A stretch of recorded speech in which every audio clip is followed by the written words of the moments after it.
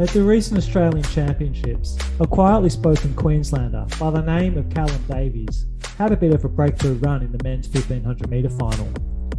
Sitting on the heels of Olli, Hoare and Matthew Ramsden with a lap to run, Callum managed to hang on to the bronze, a sign of things to come perhaps. But for those watching the sport over the past 5 years or so, Callum has been a talent on the rise. We caught up with Callum in what is his first real piece of published media. We hope you enjoy. Also, if you do enjoy this podcast, we would love it if you could leave us a 5-star review on Apple or Spotify.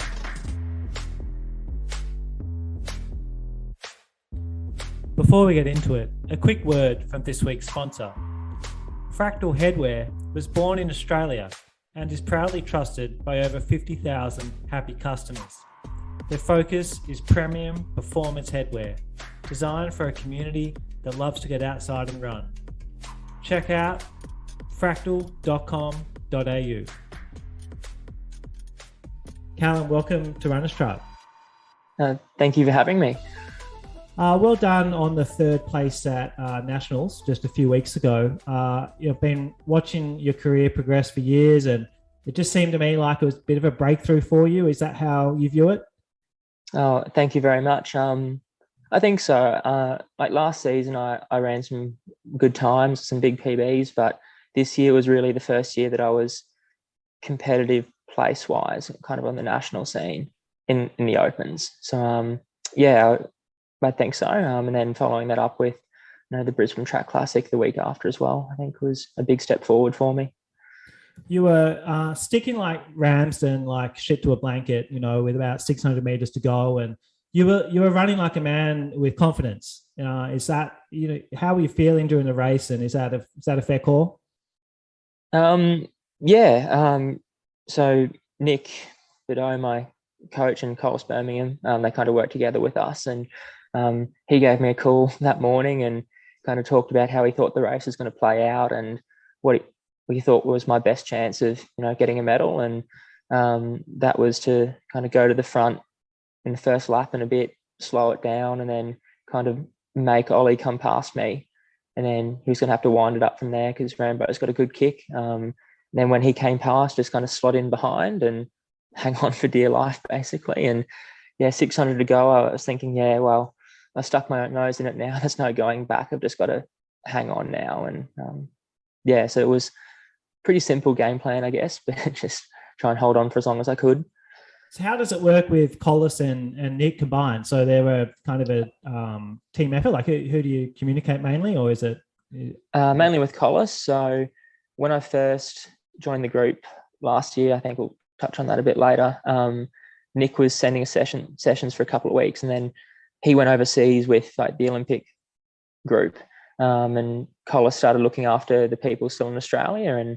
And since then, like he's been, sending us sessions. I've been talking to him, a couple of times a week since that. And even with Nick back, Collis still looks after us mainly just because he knows where we're at and how we've been going. Awesome. And so, like, are you sending like data from your kind of Garmin or whatever to Collis, or you just, or is it not that technical? Like, how do you communicate with him? I just send in my splits for my session, pretty much, and then maybe a brief summary of how it felt, maybe. But that's just for sessions. Like, I don't send anything else for easy runs or anything. Awesome.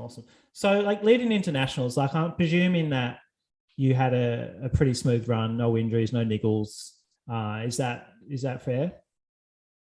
Yeah, I was injury free all last year. I've pretty much been injury free my whole life.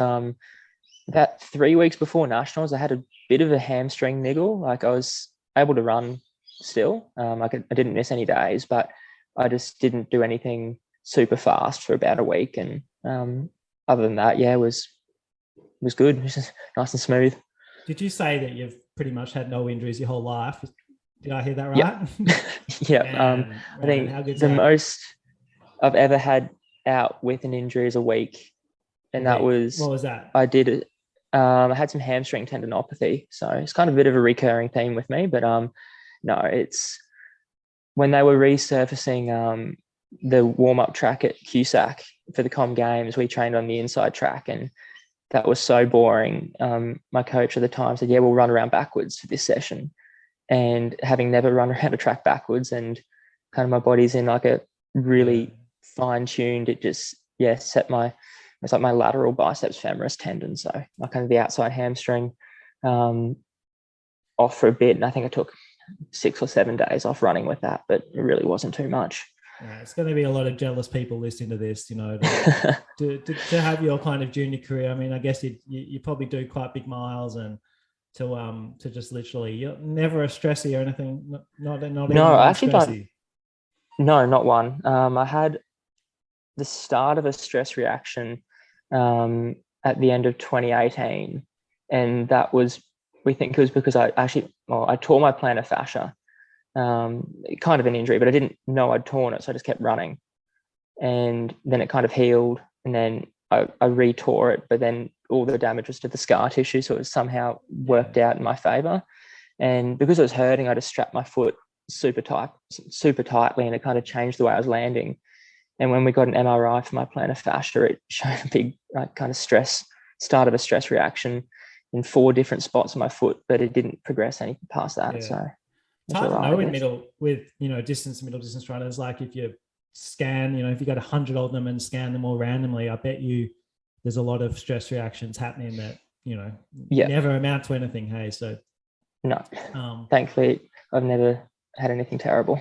Yeah, I mean, I guess looking at you're such that short, but you're a shortish runner, and there's many different kinds of talent, and not getting injured is a major form of talent, I guess, and you obviously have that behind you. So I hear that you tell me a bit about your junior career, because I've been known Jared Clifford for a while, and I've watched him kind of grow up, and you're always with him, and you guys had to always compete in, and tell me a little bit about that junior career. Yeah, so I started running pretty much as soon, grade 5 for us in Queensland, so grade 4 for kind of New South Wales, Victoria. My school PE teacher kind of used to win school cross country or whatever, like didn't do any training or anything like that, didn't do little athletics, and said I should go along to district cross country, and I made that team with no training at all. And then she suggested I go along to the squad her daughter trains with one of my best mates from school, and that was Brian Chapman's group, who's my first ever coach. Didn't really take it super seriously. I might have trained once a week and just played soccer. I didn't make states that first year, but then kind of the next 3 to 4 years would make the Med East teams. That's like our regional team, and go to states and finish top 10. That might have trained twice a week and played soccer, so it wasn't super serious training for me. And just did cross country, didn't do athletics at all, and then just kind of took it a little bit more seriously at the start of high school. Might have trained like 3 times a week, didn't do any kind of jogging, easy runs, long runs. Would literally just rock up for sessions, do like a 500 meter warm up, and then just did cross country. Athletics wasn't on my radar at all. And then kind of made a couple of state cross country teams, but never did anything at national cross. Would always be like significantly towards the back. And remember I think it was grade 10, I had an absolute stinker at nationals, and I just was so demoralized with that. I'm like, I don't want to feel this way again. It was terrible. So that's kind of probably the closest I was to giving it up at that point. But thankfully I was staying with one of my training partners in an Airbnb, and he was national steeple champion, national 3K champion on the track. And he goes, "Oh, why don't you try athletics?" I'm like, I don't know what that is. I know there's an 800 and that's it. So the whole drive back from Albany to Perth, it was like 5.5 hours. I was just pestering him about athletics and like, "Oh, what events are there? Like, how do you run an 800? Like who's good and whatever." And I think he got a bit annoyed at me at the end of it. But since then I ran the 800. I think that track season, and thought, how good is this? It's only 2 laps. I only have to run for 2 minutes. And that's kind of where I started. And I think my first ever state athletics, I came 2nd in the 800, went to nationals. I think I came 7th or 8th at all schools. And I thought, okay, cross country's done now. I don't care anything. I don't care about cross country. I'm going to be like a track runner. And I think that was my first Oz Juniors was under 17s. I had no idea who was good. I just knew the Victorians were good. Yeah. So I ran the 8 and 15 there and made the final of both. I think I came 5th and 6th maybe. Again, I was probably running maybe 20K a week at that point. No jogs, nothing like that. And I thought, oh, this is really good. Then my last year of high school, I thought I want to have a good cross country, like probably my last one ever. So I upped my mileage and ran a 3K at nationals that year in the under 18s. And I remember thinking I'm running big Ks at the moment, and my biggest week was 40K going into that nationals. And went in as like the 3rd slowest seed, I think, in the 3K, and I actually won the race, which was pretty cool. And that was the first time I thought, wow, I'm actually competitive in my own age group, at least national wise. And that was the year Matt Ramsden Rambo actually qualified for World Juniors, and I was loving athletics at that point. I was like obsessed, and went out and watched all the under 20 races and saw him qualify for World Juniors in Poland, I think it was, and just thought that's something I wanted to do. And from then, I was an under 18 at that point, so I had 2 years until kind of my time, and that was the goal for the next 2 years, was to qualify for that World Junior team. And managed to do that, thankfully. And Finland, that's right? where I started. Yeah. That's what I thought. How did you go at World Juniors? I forget. Good. I made the final in the 1500, so I think it's a pretty common thing with me. I'm going as like one of the slowest seeds. I think I was 39 out of 42 going in, and made it through to the final as one of the non-autos, and came 11th in the final. But I was very happy with that. When I look back at who was in that race, it was not much I could have done, I don't think. Yeah. So you played soccer growing up. How important do you think that was in terms of building an aerobic base, passively, without really kind of realizing it? Oh, super important. I think I was playing so much soccer. I don't know how I had the energy for it, really. If I looking back, I was probably doing 4 school trainings a week, plus a game, plus 2 club trainings and a game, and then I might do like a club cross country in the afternoon on a Saturday after playing in the morning. And I think I graduated last year in an exercise science degree, and one of the big topics in that is kids sport and how important that is. And one of the big ones is from ages kind of 7, start of puberty, through to 14, 15 is when you lay down a lot of your bone mass.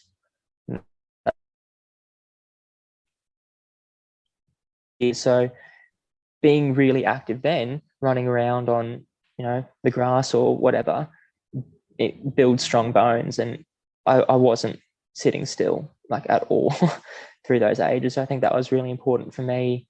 I've never had a bone injury at all. So I think, that was definitely really important for me. Awesome, mate. I mean, there's been so many athletes over the years that maybe didn't run too much, but they played a lot of football, soccer growing up, and it lays down a great aerobic base. Hey. Yeah. I've always been a bit aerobically challenged. I've always found kind of the shorter stuff a bit easier. But a bit worried where I would have been if I hadn't played all that soccer. Nice. You grew up racing Jared a lot. Are you guys good mates? Yeah. So he was on my World Junior team to Finland. We both ran the 1500. And I didn't know him before that trip. I knew of him because, it's Jared Clifford. And funnily enough, because I wear glasses when I run, the amount of people that would come up to me and go, "Oh, Jared," hey, Jared. I'm not actually Jared, but I'm flattered. I used to race him through high school. Kind of didn't know who he was, but I just knew he was the other glasses runner. And then, of course, when he went to the Paralympics when he was 16, you kind of started paying attention to how he was going, and then probably hadn't spoken to him apart from like a congrats after the race before Finland, but became good mates on that trip, and still talk all the time now and catch up. So that's been really good. The year that Jared won the under 20s 1500 at nationals, were you second in that race? I can't. Yeah, so that was our trial for World Juniors. Yeah. It's a good story, that one. So going into the race, only 3 of us had the qualifying time. Jared wasn't one of them. And I had a big stack in the heat the day before. I got tripped by one of the New Zealanders and came last in my heat, but got put through to the final. Right. That's right. Yeah. Yeah, I literally did a flip. It's pretty impressive. The video is out there. And anyway, going to the final and was just thinking, I almost didn't walk into the call room. Like, I'd spent 2 hours in the medical room the night before, hadn't cooled down or anything, and was just could barely run. I think I did like a lap jog and maybe 2 or 3 run throughs, and thought, I'll give it a crack. You never know what'll happen. And going to the race, and I came second, and the 2 other guys with the qualifying time finished way back. And but that should get me on the team. Like that, I couldn't believe I'd come second with that. So nice. I was thinking, in the top finisher with a qualifying time. Little did I know there was another meet on the next night, the Sydney Track Classic. Yeah. And Jared got a late entry to that and went and ran the qualifying time with 3 hours left in the window. Yeah. What did he? What did he dump? Was it like a 3:40? What did he run that day? It was like 3:45 or something. Yeah, he ran 3:45, which was 3 seconds under the qualifying time. Was the fastest that anyone had run. It was like, well, shit, fair enough. I remember that. Yeah, it was awesome. Yeah, which then gave him the auto spot, and then it was kind of discretionary who would get that second spot. And then I wasn't super motivated to do the 800, but the dad was like, go out there and show them that you're not going to like throw the towel in when you're hurting or whatever. Sounds pretty bad, but he was very supportive. Yeah.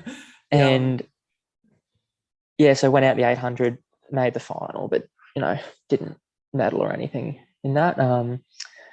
But yeah, that was kind of enough to get me that second spot on the team and a trip to Europe. Nice. So how did the switch, like when did you switch to being coached by Collis and Nick, and when did that come to pass?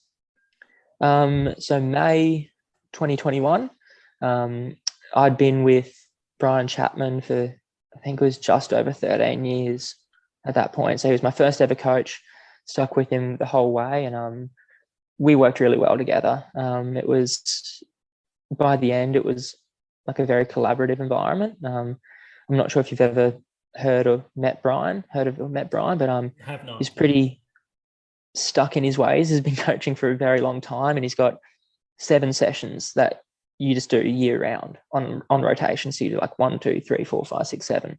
Yeah. And he's been doing that for over 20 years. So by the end of it, are there easy runs in between this? Like, do you mean? Yeah. So not including the long runs and the easy runs, just no. So 3, just rotate. Yeah. 3 sessions a week, Monday, Wednesday, Saturday, 3-hour group. Yeah. What are the 7 sessions? Are they just are they like super weird, or are they just standard? No, they're weird. They're not. It's just Brian's a little bit secretive with his stuff, so I don't want to give away all his secrets. But like a very high volume. Yeah, I think you can find them if you dig hard enough. But very high volume of short reps. Some sessions I'd be getting 11. Towards the end, 11 or 12K volume of reps. But so like huge numbers of 200-meter reps and stuff like that. Yeah, 200. We did a lot of reps that were just time based, so like 1 minute, 2 minute, 3 minute reps. Yeah. Rather than distance. We did not many like pure track sessions. It was running around ovals, up hills, on a trail or whatever. So it was probably more like cross country training than you'd expect. Cool. Big volume of short reps. And like decent recovery, so you could hit them hard. Yeah. So how have you found the switch? Sorry. So how have you found the switch to Nick? Like who isn't as maybe into the short reps and is more into, the longer reps maybe, and and he's well known for having really short recovery. So how's all that gone? It's tough to start with. Like I met Nick years ago, and Brian and Nick have known each other for a very long time. And when I go down to Falls Creek, I stay with a bunch of blokes that kind of train with them on a Tuesday morning under Tim O'Shaughnessy. So I've kind of been in and around the group for a while, and then made the switch last year. I called Nick and said, what do you think? Like, what do you think I need to do to get to that next level? And he goes, you're training with Brucey Thursday. So it wasn't like a delayed process. It kind of just happened. And my coach was really good with it. He kind of knew I was going to take that next step by moving to Nick for a while. And so there's no hard feelings there. We still talk all the time, but definitely training wise, like going from running, 1K reps with 3 minutes rest to 1K reps with, a 200 jog or 1 minute, it exposed me a lot as a runner. But I found it really tough at the start. But thankfully, Jack Bruce was awesome about kind of showing me the ropes and talking me through some of those sessions. Like, he was dropping me, of course, because he's good, very good. But he was really good about like, it's effort-based, run your own pace. Don't get sucked into reps with me if you don't think you can handle it. And he was really good, like helping me out early on. And almost a year later now, I don't get dropped very often in track sessions, at least. It was definitely something I've had to learn, and learning to run set paces is also a bit tricky. With Brian, it was just kind of run whatever. He never gave us a split to hit. It was just run to feel. I don't care how fast or slow you go. Whereas with Collis and Nick, it's, okay, you're going to run a 1600, you're going to go 70, 66, 70, 66.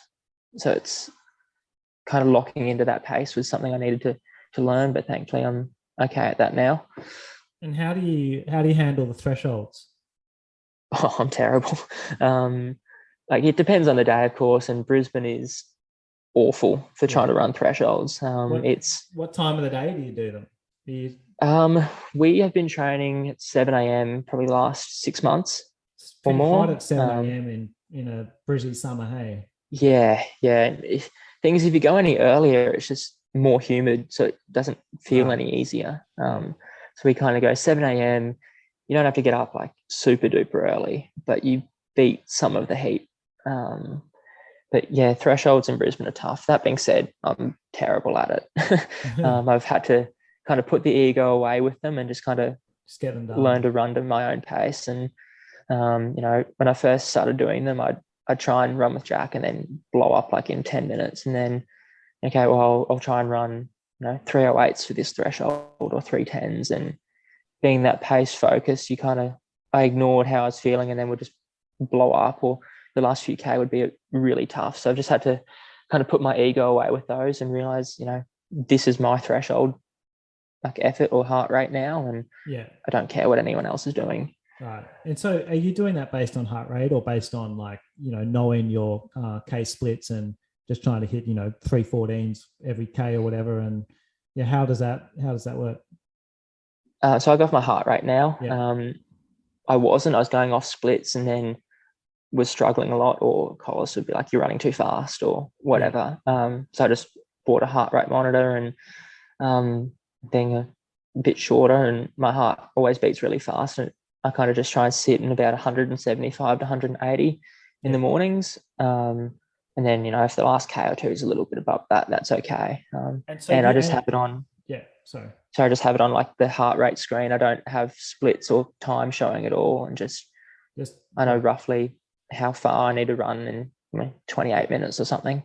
Yeah, cool. And are you is your heart rate getting up to 175 to 185 within kind of the first K, by the end of the first K? 175 would be probably 3 to 4 minutes, and then just try and control it from there. So if I'm out a bit quick, that's fine. It's just kind of getting up to that kind of lower range, and then just try and sit in that kind of 5 beat range as much as possible. And that weekly threshold, is that is that kind of just like a set stable that you never miss that? This is like a core part of the training. Not really. It does change a little bit. Like for example, last week, Collis actually gave me paces to run. That the first half was basically threshold, and then the second half kind of got a bit quicker. But the distances, change week to week. So one week it might be a 20-minute threshold, and then some like 15 on, 15 off for 6 minutes, or it might be an 8K threshold, or it could be 15 minutes and then 10 by 30 seconds or something. So it does change regularly, which is good though, because it doesn't get stale and you don't get into thinking I've got to run each one faster than the last one, which is good. And the squad up there, like, you mentioned you train with Jack a lot. Who else is there up there with MTC that you train with? So Ryan Gregson. So the Gregsons have moved to Brisbane as of the start of the year. Unfortunately, he's injured at the moment. He's got an ankle injury, so I think he's just jogging at the moment. Are you guys all in Brizzy? Like, or are you out of Brizzy or? Well, Jack, Ryan, and I are all in Brisbane, kind of different parts of Brisbane. Gotcha. But then Jude Thomas has joined the group recently. So he lives in Ipswich and makes the drive over. So I think it's about 40 minutes for him. Yeah. Are you guys training along the trail there at UQ? Is that kind of where you guys meet up? Yeah, on Tuesday or Thursdays, that's kind of every week. That's where we do our thresholds. Usually it's just Jack and I on a Thursday, Saturday at the moment, and then Jude comes to the track sessions on Tuesdays. Nice. And then we're usually at UQ on the track as well, but sometimes we go to QSAC depending on. Yeah, been plenty very good runners do a lot of kind of monofartleks and thresholds along that UQ foreshore there. Lovely place. Yeah, it's a good spot. Yeah. It's a good spot. That's cool. What's happening? Like, are you at uni, or are you working full time, or are you not working? Like, what's the story with all that? So I finished uni last year, exercise science degree at UQ. So I did that full time. And now work as a research assistant with UQ. Yeah. Kind of in biomechanics and physiology, which is really cool. Oh, yeah, cool, awesome. So you're working full time, or is it part time? It's technically not full time, but my hours, because we're going to Europe in a couple of months, kind of getting them done early. Gotcha. Because we're working on a project at the moment, so I want to kind of get as much done as I can before I go. And you're going to Europe with MTC, and you're going to be based in London, or? Yeah, I think that's the plan. I actually don't know too many of the details. Cool. I know Jude and I are going over. Jack's going to America for some 5Ks. In California, whereas Jude and I are going to America a bit later. To Europe a bit later. And that's more about like the experience. I think it's what Nick wants us to get. Yeah. I saw that, like, I was looking up your 800 PB. It was like, I think it's 151. And what was the split in your 800 in your closing 8 of that final? Do you know? It must have been 150. It was 150 point something. So it was a PB. Those last 2 laps of nationals, which is kind of cool, I guess. That's cool. Did you? That's awesome. That's obviously the fastest you've ever closed. Yeah. I've run a few, like the last 2 laps of 1500 close to my 800 PB before, just when my PB was a bit slower. So I did that in the World Junior Final in Finland, and I think I did it at Nationals in 2019 as well. So I kind of knew how that last 2 laps was going to feel. Doesn't make it any easier, but you just I wasn't panicking about it. I'm like, this is going to hurt, but I can get through it.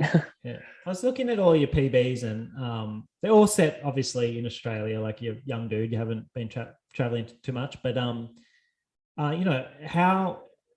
you looking forward? You must be looking forward to just getting overseas and just getting in some of those races where you can just run mid-pack and they go out super fast with rabbits and all that sort of stuff. Is that the goal just this year, just to get over there and just get amongst it, get some experience? Yeah, exactly. I think last year I was lucky with Jai running so fast domestically that I got in a few races with him, and the paces would get out quicker. I could just sit back and I ran 3:38 twice domestically last season, which was a Yeah. big step forward for me. And then this domestic season, it was Collis and Nick wanted me to compete. They wanted me to try and win, or like try and medal or whatever. So I'd say, I want to set up a fast race, and they'd be like, no, don't want, like, nationals is the big one. Who cares about running fast in February or whatever? And I've always enjoyed doing like our state champs and whatnot. And they're like, you need to kind of choose what races are important to you now. So that's been a bit of a mentality shift for me this year as well. But yeah, definitely want to run some PBs in Europe this year, and like I'll still try and compete well. Like I don't want to finish 8th or whatever. But I think if I'm competing in races over there, then I'm going to run fast anyway. So I'm looking forward to that. Yeah, you just it's a fascinating time for middle distance running, isn't it? Just to how good we are at the moment with Olli and Stu and Rambo and all these guys. It's great times, and hopefully Jai gets back from injury as well. And hopefully it's exciting for Australia. It's not great for me, unfortunately. Yeah, I know. Of course, that's what I was getting at. But but maybe no, it's great to see. Yeah, maybe it'll drag you down and get you sub 3:34, and it might end up helping you. Hey. Yeah, like definitely. Like especially Jai last season, that was an awesome domestic season that he had, and he just everyone was running super fast, like PB range apart from Stewie, and that's just because he's Stewie. Yeah, for sure. I mean, it wasn't that long ago that it was obviously Grego and and Risley and Roffey and those guys were kind of the best, and there's certainly just the game's changed. Hey, like we've got obviously had 2 people in the Olympic final, and it's tough as hell. So do you know what races you're targeting, or does Nick kind of keep that pretty quiet and just tell you guys later? I like to explicitly ask him what races I'm doing, because he's kind of just does his own kind of thing.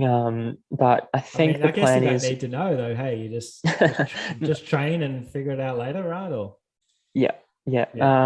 so I think I've got a race in Sweden, a 1500, a couple of races in Ireland. It's like that kind of mile week that they do, and then I think a 1500 in Italy as well.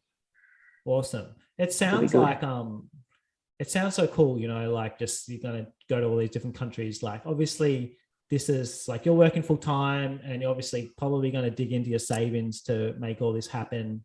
And that's something, is that the reality of it? Like obviously flying to Italy and going to Ireland, like you don't have a sponsor at this stage that pays all those flights, right? No, I don't. I'm kind of part of the mum and dad track club. Not quite. But I won a bit of prize money the last kind of 8 months, like on the roads and like domestically, and I think we're going to Leonora en route. You're coming? Europe, I didn't know that. Ross is organising that. I should have chatted to him. I didn't realise. So that's awesome. Yep. So I think Jude and I are coming over for that en route, which will be good. Yeah. And then the races in Europe, there is prize money at them as well. So we should have rigged it. Should be okay. And not invited Jude for you. I think he got the invite before me from Nick. So did he?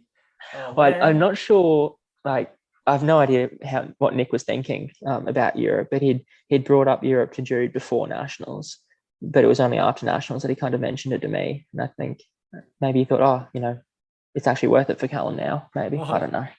So from your squad, obviously Verona's Tribe organises Leonora, but I'm a bit. I've stepped away a bit from that. Is it you and Jude coming? Are you the 2 main guys? From Brisbane, yes. Yeah. Jack, I don't know. I don't think he is. Gotcha. I don't think he thinks he is either. Okay. Melbourne, runners from MTC, I've got no idea about. Cool. Sweet. Should be good. I know Rambo's not going to be there because he'll already be overseas. So I think Deng's coming, which should be interesting on the roads. But yeah, it should be fun. Have you ever been out to Leonora before? No, I haven't. It's a unique experience. Hey, it's like middle of nowhere, out back. It's kind of a one street town, really, but you'll probably be a bit blown away by how strange the experience is. No, that'd be good. Haven't been anywhere quite like that before, so I'm looking forward to it. Yeah, awesome. Well, we've been chatting for about 35 minutes now, so let's wrap this up. And good luck in Europe. And hopefully, it'd be great to see that 3:38 drop down to a few seconds. Obviously looking at that run at nationals, it's like totally got it in you. It's just a matter of just getting in there. So good luck, and we'll stay in touch. And we'd love to. Thank you very much. Thanks for having me. Cheers, Callum. Take care, mate.